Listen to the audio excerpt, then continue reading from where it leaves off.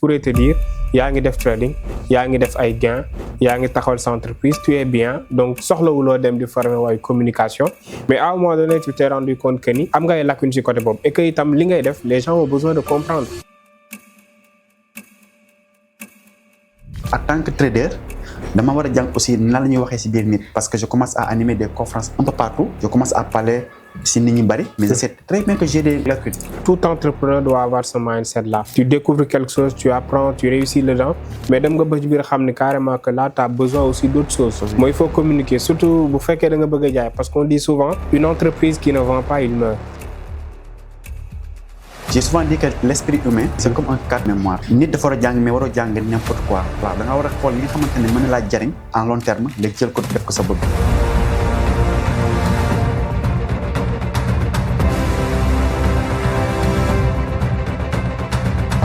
Asalaamaaleykum, salut à tous, j'espère que yéen a ngi am jàmm kenn ku ci nekk fi nga nekk donc ñu ngi leen di dalal ci interview bi je vais dire même ci échange bi ñuy amal tey avec un grand entrepreneur au nom de El Hadj Faye nekk président et directeur général de cette structure qu'on dénomme GMI Global Market Investment. Donc tey moom lañ nar a waxtaanal mu doon waxtaan bu nga xamante ni échange la. ñu nar a waxtaan ci ay thématique yu am solo balaa dara itam dañ koy bàyyi mu nuyoo ak askan wi tout le monde. ñu gën a xam déjà kan mooy El Hadj et aussi tamit beaucoup de choses incha allah yoo xam dinañ ko gën a waxtaanee. donc El Hadj ñu ngi lay nuyu bu baax a baax. Alors coach ñu ngi lay ziar. parce que coach lay wax parce que sama coach nga. donc ñu ngi lay ziar bu baax a baax. di kontaan si échange bi nar a def. parce que bokk nga si nit ñi nga xamante ne maa leen doon suivre. bokk nga si ñoo xamante ne jàng naa si ñoom ci sama carrière. surtout si ay li demee ni nan la ñuy waxee ci ay biir nit. nan la ñuy comporter bu ñu toogee si biir nit. yooyu yëpp bokk na si nga xamante ne. yow laa doon suivre lu yàgg. doon suivre lu yàgg avant que ça même démarrer doon naa la suivre. tout à fait donc am na lu bëri yoo xamante ne jàng naa ko ci yow. donc sama coach nga. ah merci beaucoup donc di kontaan si échange bi ñu nar a def nii. et aussi di yaakaar ne dina jëriñ. incha allah incha allah en tout cas ça fait plaisir déjà donc ci témoignage bi aussi tam échange bi ñu nar a amal tey. ndax dina am solo lool comme ni nga ko waxee tey avant ngay démarrer ba nekk tey un grand trader yor sa structure bu toll ni GMI nga xamante ni kenn dootu ko présenté tey am na foo jot a jaar peut-être am na ay erreurs yoo jot a def mais balaa loolu itam man dama bëggoon xam réellement tey nga nekk un grand trader tey ñëpp xam nañu trading peut-être ak communication wala di jàng yeneen domaine c'est-à-dire c'est pas peut-être intrinsèquement lié mais quand même di nga ko soxla tey lan moo tax en tant que trader tey nga ni tey da nga bëgg a décider wu formé wu surtout ci wàllu communication donc trading ñëpp xam nañ c'est pratique sa ordinateur nga yor voilà tu maîtrises la chose tu maîtrises les analyses fondamentales et tout ça nga mën a appliquer donc loolu rek ngay soxla pour mën a def day gain donc pourquoi tey nga décider nga ni da nga bëgg a formé wu ci wàllu communication voilà lan moo waral choix boobu noonu tey dans un premier temps. effectivement ñun xam-xam buñ soxla daanaka mënuñ ko jëlee ci école. école foofu daanaka théorique kese fa am. d'habitude. boo xoolee comme ni ma ko expliqué d'habitude man maa ngi def 15 ans d'études avant ma dem en classe de terminale parce que j'ai fait terminale 2 fois. mais boo xoolee li ma jàng ci 15 ans yëpp boo xoolee ba ma amee bac servir ma dara alors que ba ma commencé jàng trading bi. 4 ans seulement 5 ans ci nga li ma jot a réaliser. tout à fait. du coup noonu la demee rek. aussi ba ma paree ci trading bi ba ma commencé di installé wu ba commencé di ci yëngatu. affaire avancé. mais waruma yem ci trading kese. il faut que ma kon di jàng. tout à fait. parfois dañuy dégg que may wax demee comme si que je suis en train de déscolariser les gens. alors que ce n'est pas la cas. J'ai souvent dit que l'esprit humain. c'est comme un carte mémoire. nit dafa war a jàng mais waroo jàng n'importe quoi. copier-coller quoi warul copier-coller. voilà da nga war a xool li nga xamante ne mën na laa jariñ. en long terme nga jël ko def ko sa bopp. tout à fait tey jii man en tant que trader dama war a jàng aussi nan la ñuy waxee ci biir nit parce que je commence à animer des conférences un peu partout.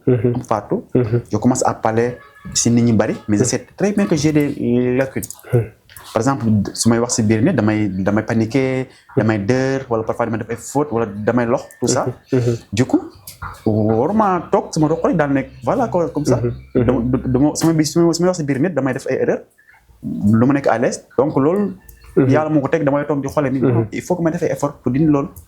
te dañuy wax souvent que boo bëggee doon dara da ngay dem ci ñoo ko doon ba pare. tout à fait. tey jii mënu ma ne damaa bëgg di wax ci biir nit wax correct comme coach su Diop ba pare dem di xooli keneen ka nga xamante ne moom man ak moom ñoo yam du coup après d'après mes recherches di xool si internet bi xool Instagram di suivre ay ñi nga xamante ne dañu joxe ay cours ci wàllum technique d'expression et de communication tout ça yow laa gis ne bon yow laa gis ne ni ngay waxee j'aurais aimé que ba noonu maay may sama bopp j'aurais aimé que ma may waxee di yow tout à fait du coup loolu moo ma amené que ma ñëw fay formation si yow pour nga jàngal ma lan li nga xamante ne su ma defee effort nga gunge ma même su ma mënta mel ne yow xam naa ne ça sera impossible parce que am loo xamante ne may yàlla mais soo ma gungee dinaa dem ba dinaa mën a wax à l'aise correctement comme ni nga koy defee aussi mën na maa jëriñ en long terme parce que quand on est jeune surtout mu commencé di nekk quand on parle de l'entrepreneuriat c'est quelqu'un avant tout c'est quelqu'un qui doit partager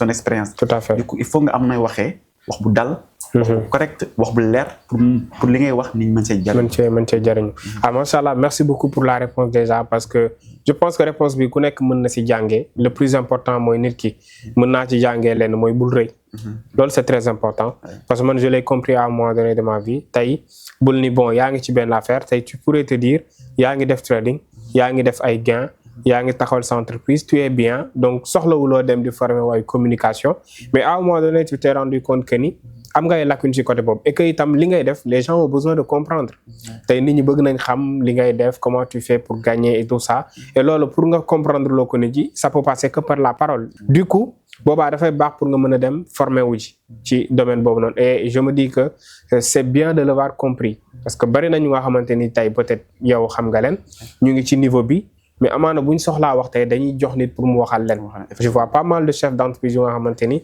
ils peuvent même pas prononcer 2-3 phrases tey imagine toi nga nekk chef d'entreprise bu mag ñu invité la ci benn congrès international nga war a wax ci sa bopp wax ci sa structure alors que t'as jamais osé prendre la parole en public donc boobaa da ngay réduire à néant sa expérience yi nga def si 10 ans moi je le dis souvent am na ñu nga xamante ni ils minimisent ça mais je le dis que l'art oratoire c'est capital c'est très capital pour un entrepreneur et je pense que loolu tey c'est bien de l'avoir compris et aussi je pense que chaque entrepreneur doit apprendre de cela donc yow déjà qu'est-ce qui a fait naître ça en toi parce que d'après nu ma observé et d'après lu ma jot a jàng si mooy tu es quelqu'un qui aime l'apprentissage da nga bëgg jàng ba pare tamit ni nga def ba dugg ci trading ak peut-être entourage bi nga nekkoon ça veut dire que aussi da nga curieux ci wàllu xam-xam donc d'où vient ça déjà d'où vient ça parce que Sénégal fii ñi fiy trader mën naa ne tey quand on cite GMI lorsqu'on parle de Forex bu ñu la tuddee yow bon bëriwul ñu nga xamante ni xam nañ leen ci domaine boobu tey nga nekk jeune bu nga xamante ni tu viens du Bawol et tout ça nga fexe ba imposer wu dans ce domaine mais d'où vient en fait cela inspiration boobu ak peut-être curiosité boobu noonu nan nga def ba retrouver wu à cet instant-là bon il faut savoir avant tout que par exemple man nekk ma ni koo xamante ne war naa mën a liggéey ak doole. déjà amoo doole dama xiiboon. dëgg la. donc aussi deuxièmement aussi dama ne sama papa. dundam yëpp da koo liggéey. dundam yëpp da koo liggéey. te loolu franchement parle daf ma noo xaw a tiitloo.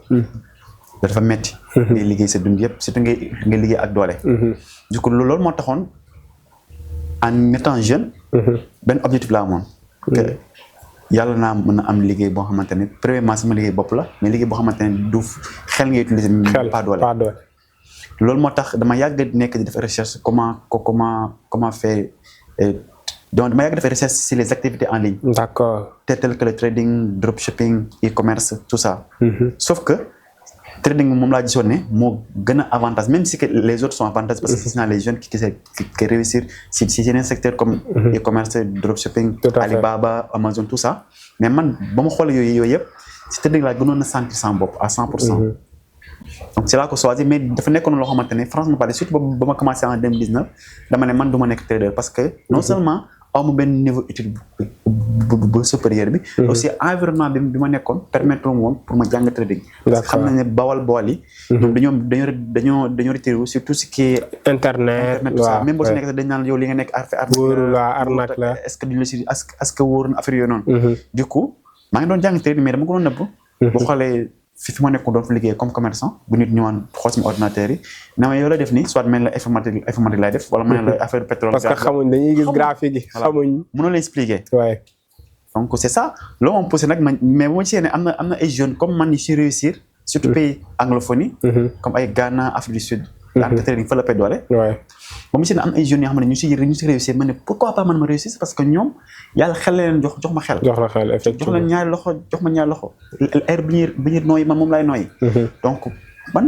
mën naa ci réussir comme ñoom bien sûr mais xamoon naa ne yombul nag man nekk si di jàng comme ni nga waxee dama bëgg jàng sauf que nag bëgguma di jàng n'importe quoi bëgguma dem école xam nga dem fac des lettres gars yi fu nekk ma nga jégalu je n'ai rien contre mais j'aime pas parce que nekk loo xamante ne mooy répondre ci say aspiration ak sa rêve donc dama bëgg jàng loo xamante ne après en moyen terme mën na maa servir donc ma dem di former ci trading di former au début c'était très compliqué mais je me suis dit que xëcc bu dagul dikk dafay alaf di waxee et à la fin à partir de 2022 l'argent commence à tomber et j'étais en train de vivre dans l'ombre parce que mënu moon expliquer que j'étais en train de gagner de l'argent mënu ko woon wax kenn alors que tu gagnais beaucoup je gagnais beaucoup d'argent mais environnement bi ma nekkoon mënu moon a wanewu parce que c'était très risqué parce que comme famille baba comprendre ne demee du coup c'est la raison pour laquelle may gën a avancer di am ay connaissances ay nit ñoo xamante ne ay traders mag si Afrique ñu may contacter via canaux Telegram yi nga xam booy partager résultats dañuy xam ni yow mi tu as quelque chose voilà ñu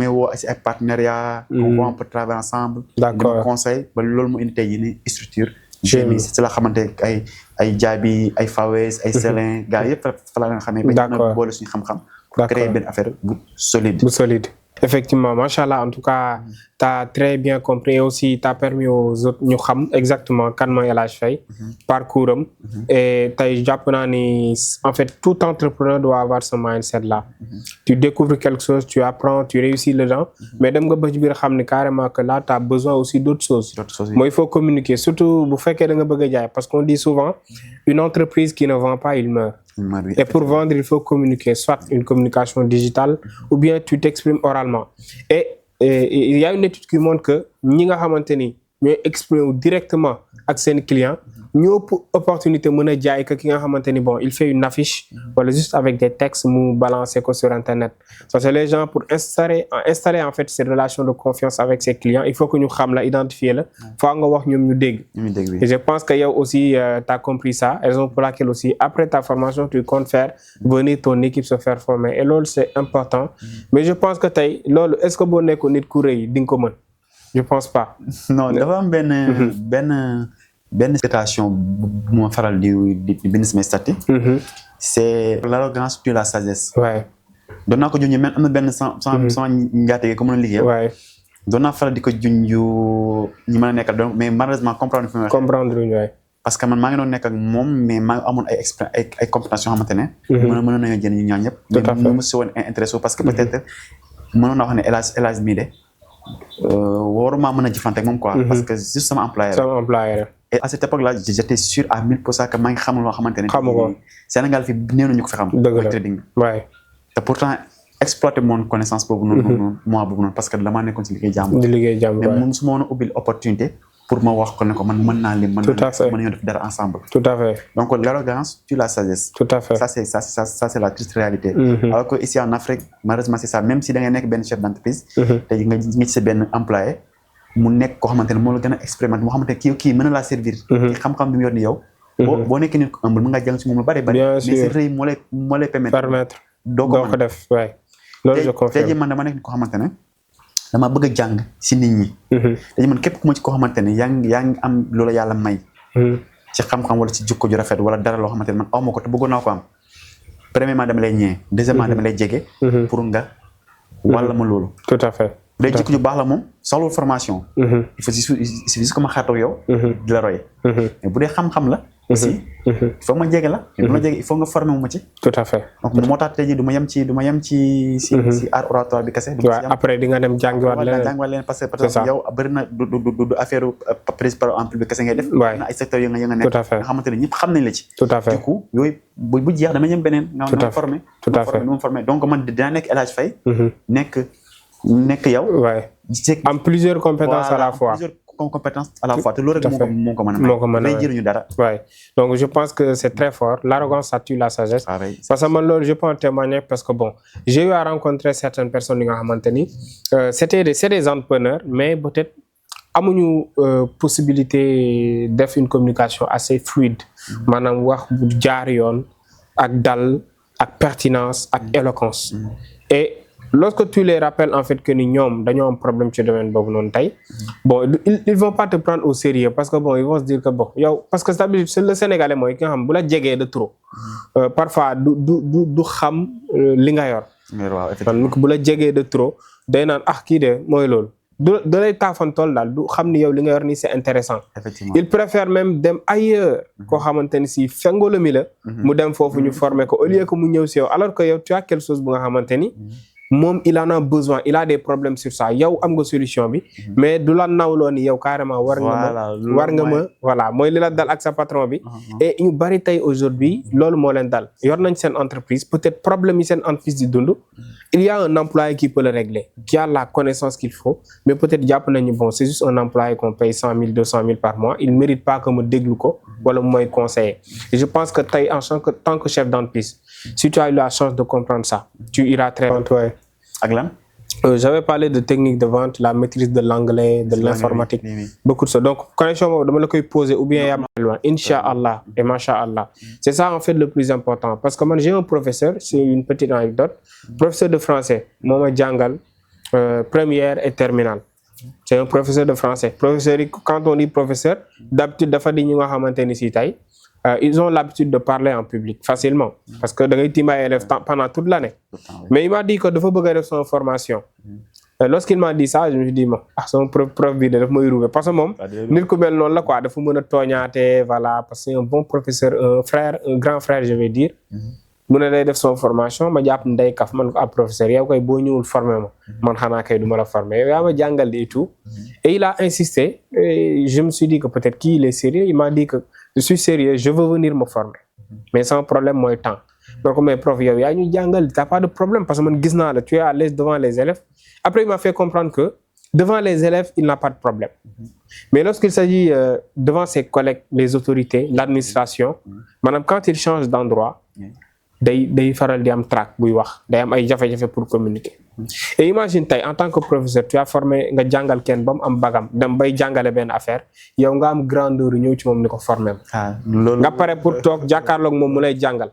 je me suis dit que loolu y a très peu de gens qui ont cette voilà ñoom ñoo koy def quoi pour confirmer li ngay wax ni suñ conférence bi jàll n'est-ce pas gis nga ko oui bien sûr c'était top c'était top ba mu jaaree si guddi gi damaa woo sama benn étudiant suñ benn étudiant ko xamante ne GMI su ma ne étudiant mooy GMI ñu ñoo koy encadré si trading ma woo ko téléphone si guddi gi il s'appelle Kane moom dama ko woo si guddi parce que dafa nekk ni ko xamante ne il est très fort en communication pas fort en communication mais dafa nekk ni ko osé d'accord di wax day nekk à l'aise dafa charismatique aussi dafa nekk ni ko xamante ne dafa bëgg joxe conseil d'accord donc guddi jotee ma woo ko téléphone maa ko wooyee parce que dafa nekk ni ko wax ki wax dëgg.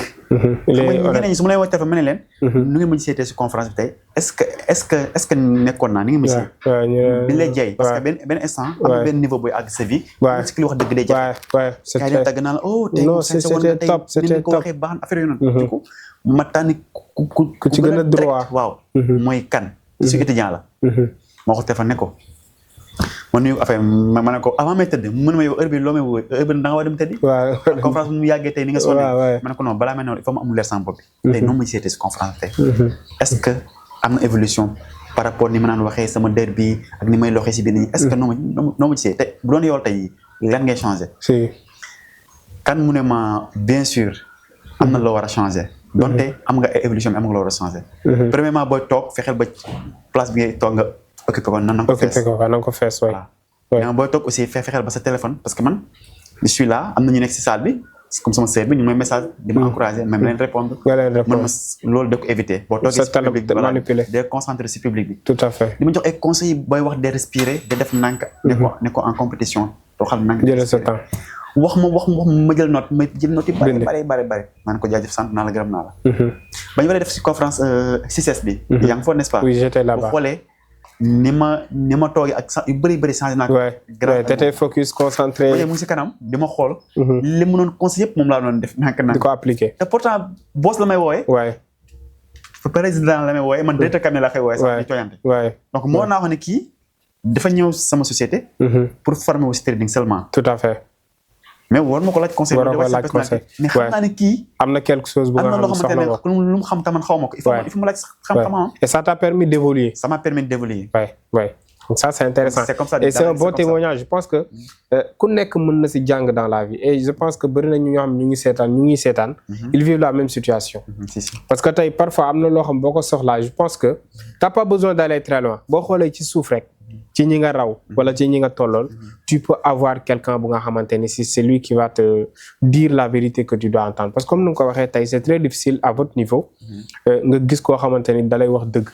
Parce que souvent les gens bon bu leen leeree ni mën nañ am dara si yow ou bien peut-être que tu es là mën nga leen ubbil ay buntu boo leen laajee bon ils vont te dire que li nga bëgg a dégg waaye que li nga bëgg a dégg bon ouais c'était bien t'es bien habillé c'était propre vraiment machallah yaa fi nekk voilà tout ça c'est ce qu'ils vont te dire mais par contre quand même il y aura des gens très honnêtes yi nga xamante ni ñoom dara faxul seen bët ils sont très honnêtes et li nekk seen xel loolu lañ leen wax. J'ai l'habitude de dire par exemple être africain au XXIe siècle c'est une bénédiction. Ouais, c'est une bénédiction. Parce qu'en Europe être bon que ne suffit pas. Il faut être extraordinaire. C'est-à-dire boo nekkee ci pays européen wala États-Unis d'Amérique wala Chine Asie yooyu il faut nga nekk nit ko xamante ne da ngay nekk nit ko incroyable nit ko extraordinaire pour mën a génn ci sa génération. Alors que fii Afrique fii nii contraire ba.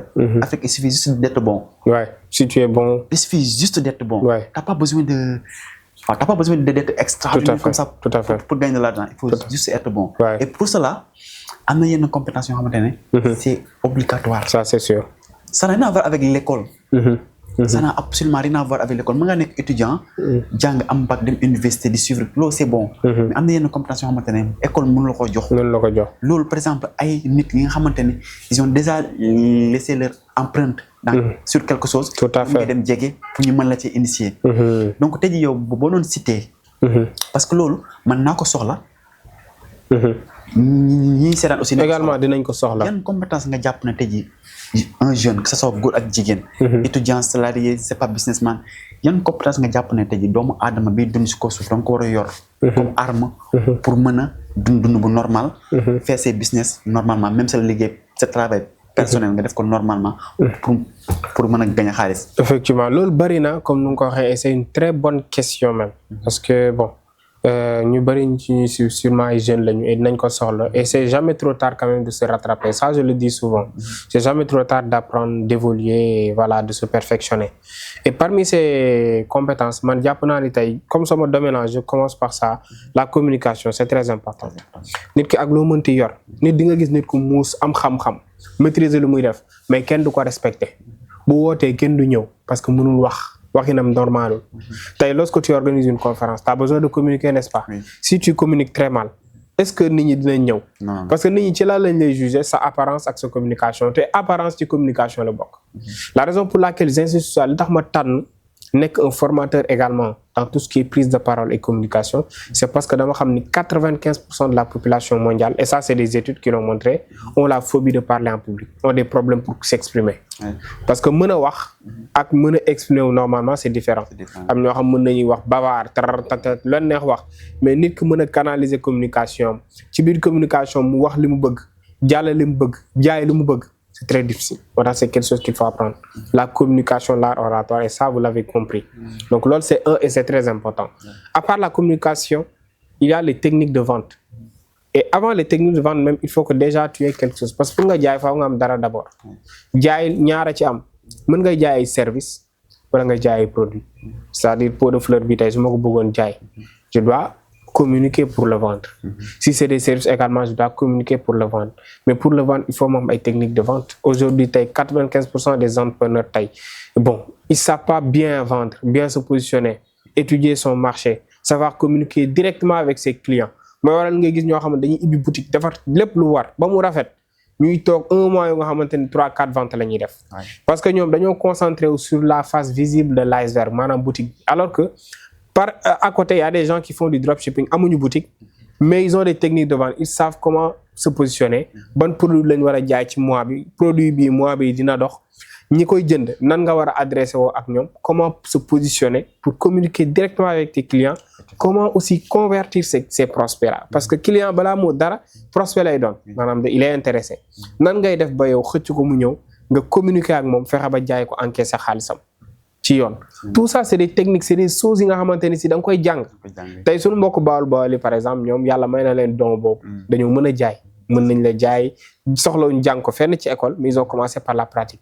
Mais xëyuñu xëy rek mën ko, c'est parce que dañoo am papa boo xam ne da doon yëngu ci domaine boobu wala benn nijaay ñu nekk ci wetam muy liggéey ñuy gis muy def, ñu gis ni muy traité ak client mi, nan lay jëndee, yan produit lay jënd, période nangam produit bi mooy dox, fan nga war a teg boutique bi. Tout ça ñoom dañ koy jàng petit à petit. moo tax ñu nekk ay commerçants yu mag, moo tax école bi du former ay commerçants yu mag, parce que li ñu war a jàngal concrètement pour vendre amuñu ko ci école. Donc du coup il faudra yow en dehors de l'école nga dem jàng les techniques de vente. Moo tax ñun on propose ces genres de formation là pour aider entrepreneurs, et on a eu à aider beaucoup d'entrepreneurs yu nga xamante ni si tey seen problème loolu kese loon mooy jaay. Actuellement ils arrivent à vendre. Donc les techniques de vente c'est très important pour képp ku nga xamante ni si entrepreneur ak domaine boo mënti nekk, parce que ñëpp ñooy jaay. Il y a pas quelqu'un qui ne vend pas. Même salarié bi nekk si entreprise jàpp que ni jaayul mu ngi jaay. Parce que lan lay jaay connaissance am. ñu koy fay weer bu dee. Lan lay jaay leneen aussi son temps et son énergie. Temps bi mu fay passer c'est trop cher. Yow par exemple en 2 heures de temps tu peux trader, tu peux prendre position, tu peux faire quelque chose. Dogguma la sax mais même dama jàpp ne sax même kii bind CVM. déposé ko ci benn entreprise. C'est ça dafa war a mën. C'est ça jaay parce que yow bi ñu la woowee entretien. da ngay jaay sa bopp boo communiqué wul bu baax. mën ngaa perte mooy jaay sa bopp parce que am na une question yu lay posé entretien. c'est ça il faut nga wax yow li nga mën. c'est ça il faut nga wax sa compétence, il faut nga am noo ko expliquer. pour mën la recruter. loolu la du coup même étudiant bi xam pare na étudiant. da koy soxla defar CV ma. dafa war a ñëw def. c'est ça formation technique de vente. c'est ça c'est très important. Man j'ai formé beaucoup de gens yoo xamante ni ils étaient à la quête d'emploi. C'est ça, c'est-à-dire da ngay def benn simulation. Man nit ki par exemple supposons man maay employeur dama la bëgg a jël. ma laaj la tey lan moo tax nga bëgg a ñëw sur entreprise, lan moo tax nga bëgg a liggéey bii nii. da nga koy wax nit lu mu lay wax bon man jeune laa jàng naa am naa samay diplôme man ay paie rek laa daan jël, c'est-à-dire moom pour moom jàpp na loolu mooy jaay boppam. wala mën la non man sama jeune laa sama parents yi si man lañ yaakaar. et là tu es en train de quémander. non yaa ngi wax lu grave parce que dama xam ne bu doon mën a ni lay waxee. tu vois bari na ñoo xam loolu leen non man sama papa man rek la yaakaar soutien de famille là. mais l'employé, c'est-à-dire l'employeur ki la war a jël kooku il s'en fout de ta situation. il n'a rien à foutre. il n'en a rien à foutre. da nga koy voilà séduire. jeex na da nga koy séduire. man nga soxla man maa c'est business. wan ko ni carrément man je suis là pour changer ton entreprise. très bien maanaam yóbbu ko très haut. loolu nga koy xamal. je le dis parce que bëri na ñuy wut liggéey amuñ ko naan noo entreprise yi dañoo soxor. c'est parce que vous ne pouvez pas gérer les entretiens d'embauche. da ngay ñëw déjà dans une salle fi nga war a defee entretien nga dugg delloo woo buntu bi, ça c'est de la communication. Déjà tu envoies un mauvais signal. nga ñëw toog te laajte woo ba xam mën nga toog. il faut demander à s'asseoir. Effectivement. parce que c'est la première fois nga gis nit ki. voyez tey nga toog y a des sièges yu nga xamante ni ça se balance comme les sièges de gaming tout ça. yow nga ñëw nit ki la toog nga toog rek commencer di balancer. di tourner tu vois comme si yaa ngi sa salon. tout ça tu es en train de détruire tout. Oui, effectivement. Parce qu'avant même de parler tu as commencé à communiquer. Donc les techniques de vente c'est important. Il faut maîtriser également l'informatique, les ordinateurs. C'est au Sénégal seulement nga gis un étudiant qui sort avec son master, il sait pas ouvrir un dossier avec un ordinateur. Taal ordinateur boo ko waxul fii lañ koy taalee xamu ko. Il sait pas manipuler Word, Excel, PowerPoint. Ne parlons pas des plateformes des logiciels. xamu ci dara. Sénégal lañ ngay gis loolu en fait. Et aujourd'hui tey boo jàngee ba am say diplôme entreprise boo mënti dem on travaille avec les ordinateurs. liggéey ak ay papier ak ay bloc-notes yu jeex des piles de papier amatul fenn. Man aujourd'hui je peux dire que 80% de mes activités ça tourne autour de mon ordinateur ak internet. Quand j'ai l'ordinateur j'ai internet fu mu mën di nekk ci àdduna je peux travailler. parce que lu bari lu may coordonner mes cours la plupart c'est en ligne. voyez un peu mes services la plupart c'est online je les gère online. donc du coup tey boo maîtriser l'ordinateur loolu mënoo ko def. donc tey képp ku jeune. moo xam am nga liggéey amoo liggéey sobal ci wàllu ordinateur. nga fexe ba xam nu ñu koy manipuler xam nu ñuy surfer sur internet. les bases nga xam ko Word, Excel, PowerPoint. Après tu pourras quand même apprendre les autres logiciels, de manipuler des choses, Photoshop, tout ça, montage de vidéo, tout ça si ça t'intéresse. da nga ciy teel a sob boo ci teelee sob rek yàlla mën na la si jàppale. et aujourd'hui trading mënoo ko def sans ordinateur wala téléphone portable. donc c'est la technologie. et je pense que c'est quelque chose qu'il faut maîtriser. autre chose également peut-être pour ne pas tirer en longueur, c'est la maîtrise de l'anglais. Voilà.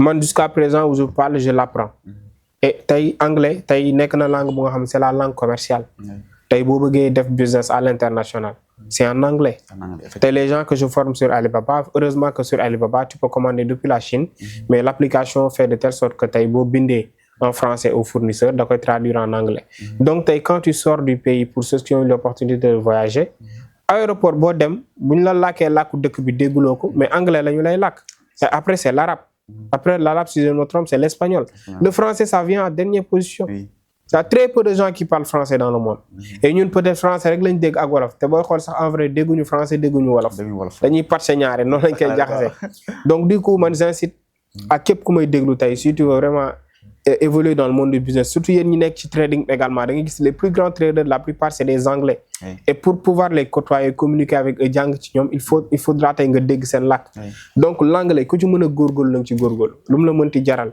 parce que déjà avec ce nouveau régime il prévoit de mettre l'anglais à l'élémentaire cours d'anglais dañ koy insérer ci élémentaire ce qui veut dire que ñun suñuy rakk yi suñuy doom yi ñoo ñu ëpp sens ñoom dans 10 ans ils vont parler anglais comme ni ñuy waxee français donc loolu aussi nekk na lu nga xamante ni si c'est très important nit ki maîtriser ko la communication l'informatique la maîtrise de l'anglais également li ëpp solo ci nit mooy la passion pour l'apprentissage xam-xam parce que lii yëpp mooy wax tey bu àndul ak xam-xam rek ça équivaut à rien il faut apprendre il faut se documenter et il faut lire également et je pense que loolu comprendre nga ko tey li nga mën a man li ma jàng ci livre yi j'ai fait pas mal de formation nag mais li ma livre yi jariñ amul benn formation bu ma ko jariñ ouais t'as vu la bibliothèque donc parce que t'as compris li nga mën a jàng ci livre j'ai fait les études pendant plus de 14-15 ans ça je l'ai pas appris donc loolu aussi c'était quelque chose bu may dénk en fait les abonnés mais c'est très capital c'est très important donc tey jot nga ma poser question sax ba ma xaabaabal mais dañuy ñëwaat ci yow vu que c'est très important tey li ngay def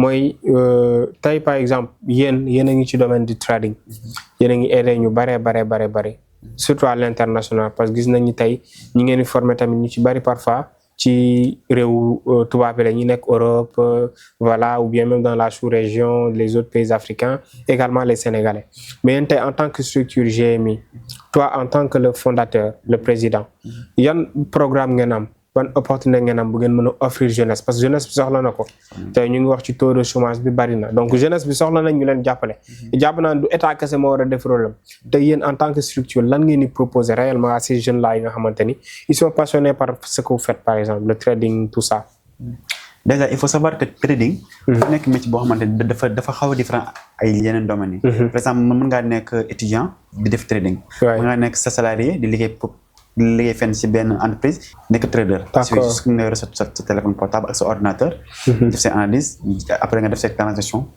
générer ay gains du coup ñun comme j'ai l'habitude de le dire yore école formation ñun société nañ yore c'est que société boo xamante ne ay traders ci différentes nationalités ci Afrique ñoo boole seen xam-xam créer global market investissement peut-être man la yàlla teg ci kanam mais travail en équipe la du coup dañuy def trading di générer ay gains di investir yenn secteurs comme agriculture et immobilier ak élevage du coup dañuy jéem a copier système mu Thionia c'est que Thionia agriculteur la éleveur la mais yamu ci day jël ay jeunes fii ci Afrique di yóbbu bitim réew di former di tàggat ci agriculture ñun tamit ñu ne nañ jéem a copier système boobu noonu moo tax ñu mettre en place un système d'accompagnement pour ñi nga xamante ne bëgg nañoo def trading te aussi trading bépp jeune da ko war a def bépp jeune dafa war a def trading dafa war a bokk ci formation yoo xamante da nga ko war a def parce que dina permettre tey jii ni nga mën a diversifier ses sources de revenus tout à fait tey jii ñun dañoo mettre en place benn programme boo xamante ne dañ lay accompagner pendant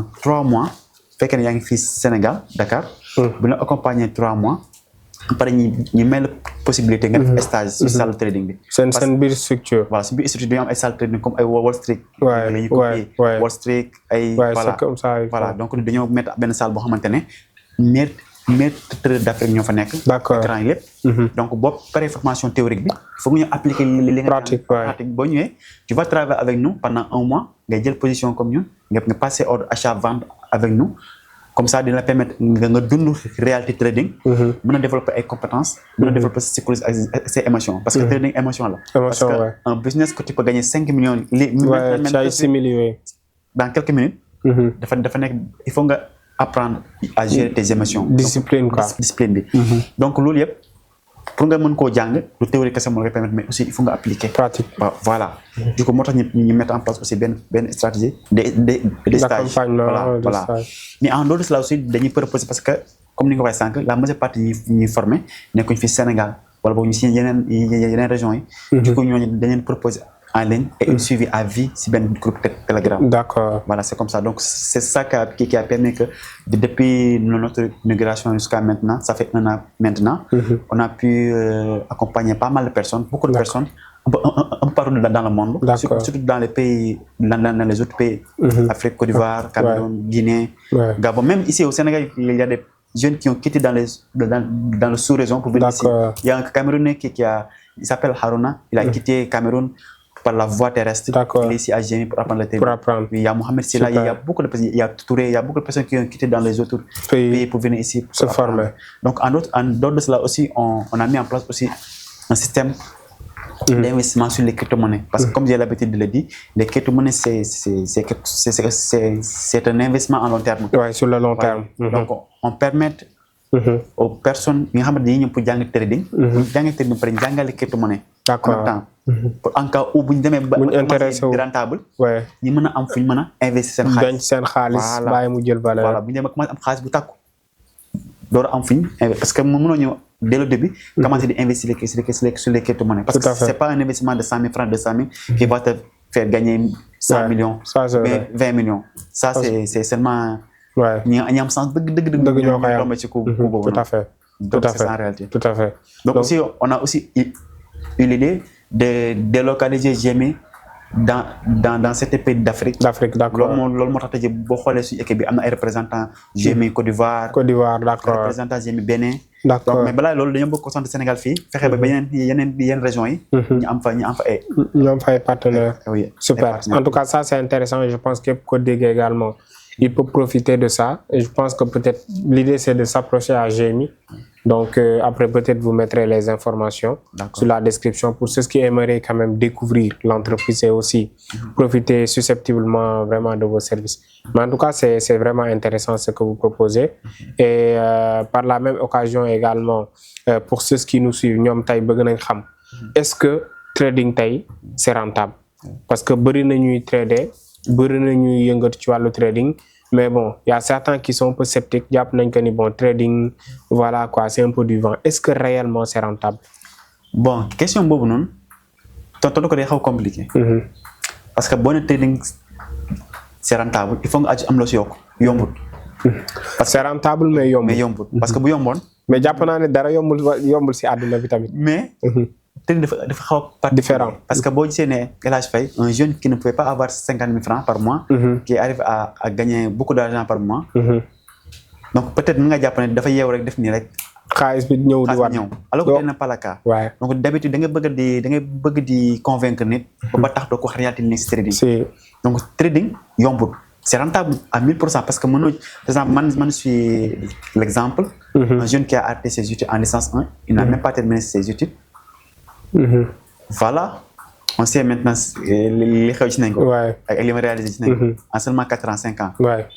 Donc fekk ne trading rentable lii du ma ko def ak tag du mën kase boo ñëwee global market investment ñi fiy liggéey ñëpp kenn ku nekk yeesa nga sa empreinte ci domaine bi. Ci domaine bi effectivement. Ils ont fait beaucoup d'argent dans leur carrière en seulement quelques années. Donc le trading bien sûr c'est rentable mooy activité bi nga xamante ne mën na laa jëlee point A yóbbu la point B sur le gaaw. à une seule et unique condition mooy que nga concentré aussi boo ci nekkee aussi nga dem jege ñi nga xamante ne mën na li ñuy def parce que j'ai l'habitude de dire que booy jaay produit bi mooy karaw yow mi koy jaay na nga war a am karaw yu gudd parce que mënoo ñëw ne da ngay jaay produit yi am yi may karaw alors que da ngaa leel comme sama genre bi donc tey jii nii Moustapha Diop bu ñëwee na ma su ma ñëwee ne ko dama bëgg nga former moom si ni ñu waxee ci public. C'est parce que tout simplement Moustapha Diop wax public da nga koy naw. mais fekkoon ne mënu maa dem xool ko dër ni man. kuy wax ci public di travailler comme man ko defal ma formation. doo ko def waaw du ma ko def. wala kuy def ay publicité rek non da ngay xool ndax kii li muy bëgg a former est-ce que moom réellement mi ngi ciy gis boppam. ci gis boppam tout à fait. voilà donc. tout à fait donc pour nga rentable ci trading. da ngay dem jëkke ñi nga xamante ne. li ñuy def mën nañ ko. ñu ci def ay résultats. Je pense qu'ici au Sénégal, quand on parle de trading, Global Market Investment est la seule structure qui est capable de faire certains chiffres. Donc, bon, ñu wax la réalité la moo ci nekk formation bi ni lay durée da ngay il faut nga concentrer il faut nga def ay sacrifice di ñëw cours chaque jour di suivre cours yi def exercice yi la jox loolu bu yàlla dimbalee tuuti mën nga see rentable bi jox mooy quand l'argent commence à tomber ça coule dans tous les sens. Avec le système maintenant avec le système des fournisseurs de liquidité là, t'as pas besoin de beaucoup d'argent pour commencer. Tu as juste besoin d'un tout petit peu d'argent. Tout petit budget, pour décrocher une grosse capitale. Ce qui te permet de gagner xaalis bu bari en quelques mois ou bien en quelques années. Donc ça c'est important. Donc je pense que ñu bari ñu doon poser une question boobu noonu tey bon ils ont leur réponse. Parce que bari na bon on est au Sénégal, les gens sont un peu sceptiques. Gars yi dañoo ñaaw njort. Jàpp nañ peut-être non tout ce qui est lié à internet c'est pas rentable et cetera et cetera. Je pense que tey li ci ëpp solo mooy tu es l'exemple parfait. Tey ñi la xam xool sa parcours ñi lay suivre ils savent que tu fais que du trading et ça t'a permis aujourd'hui de mettre en place GMI ku fa ñëw dina xam ne carrément ça c'est pas du vent, c'est du concret qui fait ça, c'est des résultats et aussi vous partagez vos résultats, vos réussites comme vos échecs et ça c'est important, cette transparence là avec en fait envers les formateurs. En tout cas c'est quelque chose de très important. Donc c'est ça l'objectif. On est des Africains, on est des Sénégalais, donc on est des Africains. Donc notre objectif c'est de jàppalante suñu biir. Fexe ba kenn nit bu xamee dara. mën dara di ko def yàlla ubbi ko ci porte mi. Tout à fait. mu won ñi ñeneen ñi yoon bi. Donc ci noonu ci laa lay laajee. parce que comme par exemple ku nekk sa domaine nga mën a jàppale ñi la wër. On dit souvent que si li nga nekk si nga mën a jaamoo yàlla. Tout à fait. jàppale si ñi la wër. donc man mënoon la tey jii nii parce que tout à l'heure nga ma fi yenn compétence yi nga xamante ne jeune war na koo jàng war na koo am comme arme pour mën a faire face adduna bi pour mën a lu jënd tout à fait c'est fi ay information yu bari du coup est-ce que mettre nga en place benn stratégie bu leen permettre ngay mën a arranger en telle sorte que nit bu ñëwee jege Moustapha Diop dina mën a bénéficier aussi programme yooyu yëpp sans mu sonn wala sans mu compliqué si moom. Tout à fait. Donc comme nous l'avons dit, donc vu que c'est une échange aussi, ce serait bien de partager ça.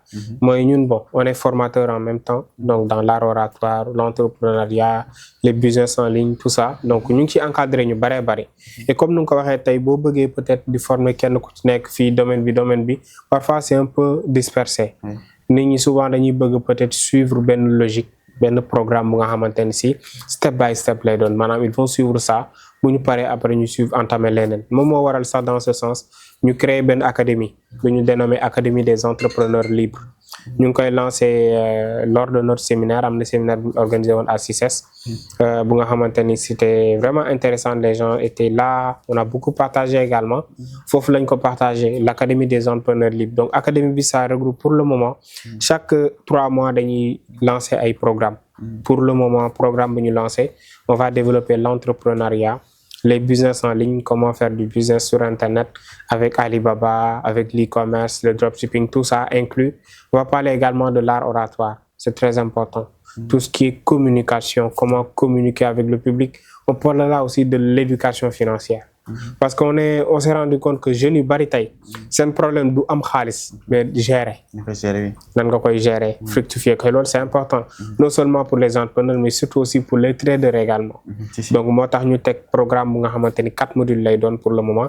Bu 4 modules yooyu jeexee on va lancer un autre programme de 3 mois bu nga xam ne on va changer les modules. Pour ñi nga xamante ne lu jëm ci ay informatique da leen intéressé ñu bëgg jàng anglais également daf leen intéressé. Donc c'est un peu ça qu'on fait pour le moment pour permettre aux gens ñu suivre benn logique parce qu'on s'est rendu compte que ni tey compétences yooyu noonu yëpp ñëpp a ko soxla actuellement pour aller de l'avant mais l'école ne le propose pas. Et on s'est dit pourquoi pas ñun jot nañu dund dara jot nañu xam dara pourquoi pas le partager avec des gens en ligne partout dans le monde. Tey ñu jot a former c'est des gens qui sont en France, aux États-Unis, au Mali, au Togo, un peu partout dans le monde. Dañ leen former juste avec internet.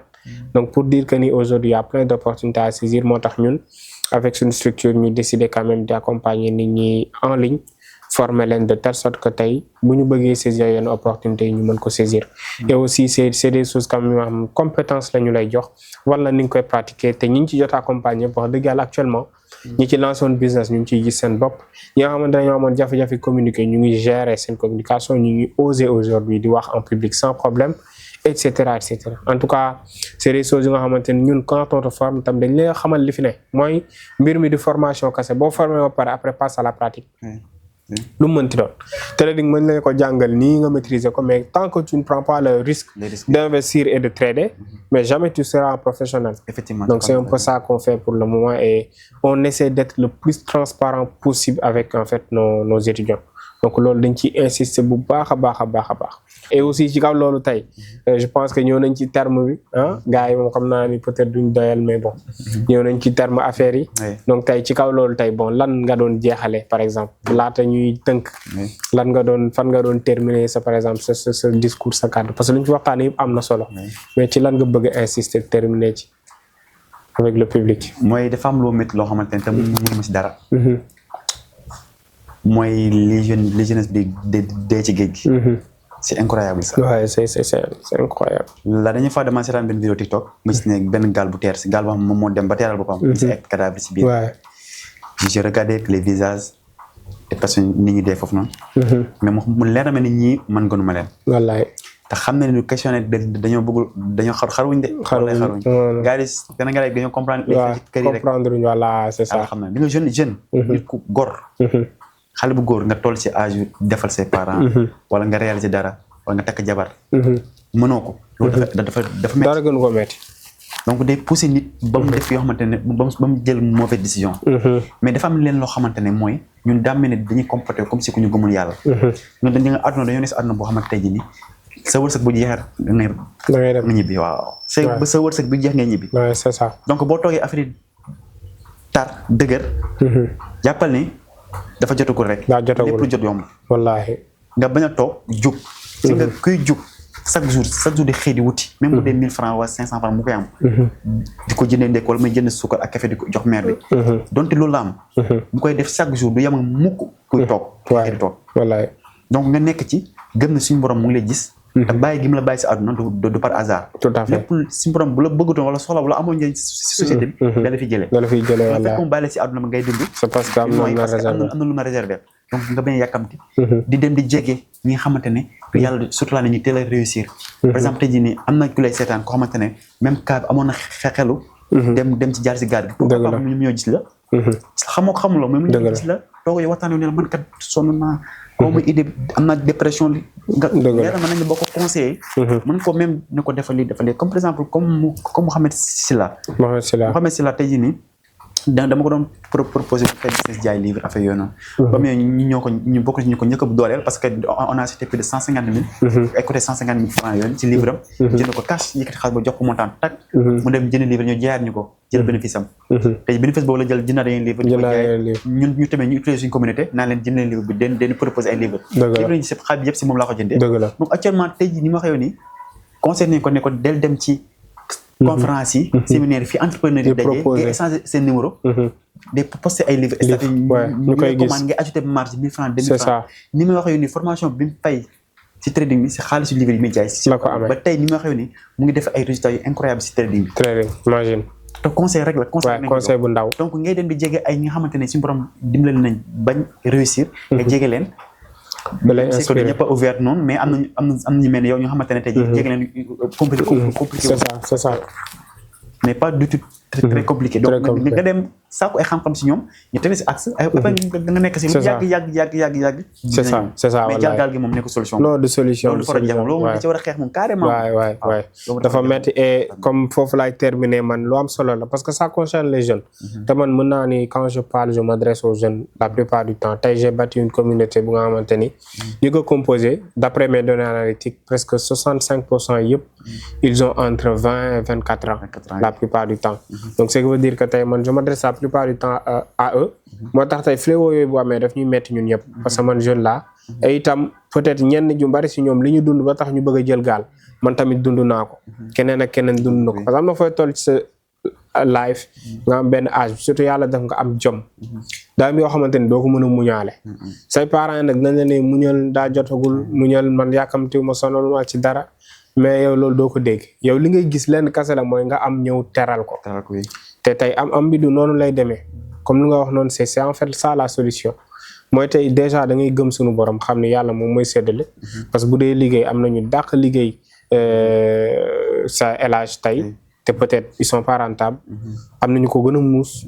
am na ñu ko gën a intelligent ñu ko gën a xam mbir mi mais yàlla def na peut-être duñ ci gis seen bopp yàlla moo tëralee noonu àdduna man à un moment donné j'ai compris que ni am dépendrul si jom fulla ak liggéey kese mën nga dajale lépp jom fulla liggéey vision tout mais affaire yi du ñëw yàlla mooy dogal suñu borom kenn ku ci nekk li nga war a am rek loolu ngay am loolu bépp jeune bu ko gëm rek jàpp naa ni tu vas penser à tout sauf nga dem di jël ay gaal bépp jeune bu gëm ni li ngay am mu ngi dépendre si yàlla sunu borom li nga war a def rek mooy nga liggéey li ëpp solo comme tu l'as dit mooy la formation la lecture approche-toi des gens yi nga xamante ni ci domaine bi nga bëgg a réussir ñoom déjà ils sont déjà loin te jege bi nga leen di jege dafay nourrir espoir et tubaab dafa ni c'est l'espoir qui fait vivre nit bu demee ba espoir nekkatul si moom kooku déjà c'est un cadavre ambulant mooy tey ki nga xamante ni dafa dem ba gëm ni mënatul teg Sénégal mu jël gaal kooku amatul espoir yaakaar rek mooy tax nit di dund ci kaw suuf yow mi sax di dund nii boo amatul woon yaakaar ci sa ëllëg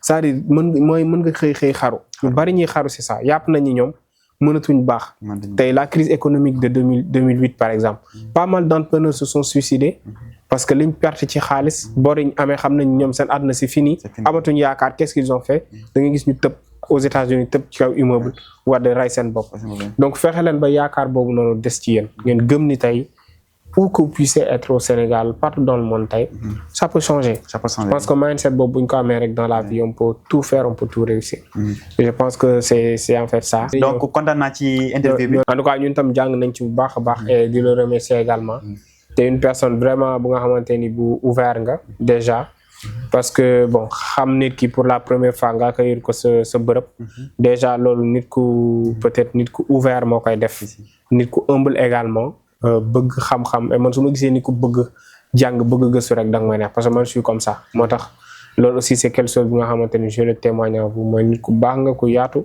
et Inch'Allah je pense que même on va travailler ensemble sur pas mal de choses et gars yi daal leen wax rek xaar leen ñu ci pas mal de choses Inch'Allah yi nga xamante ni dinañ ñëw doole Inch'Allah dinañ ko def mu ngo jaajëf merci beaucoup merci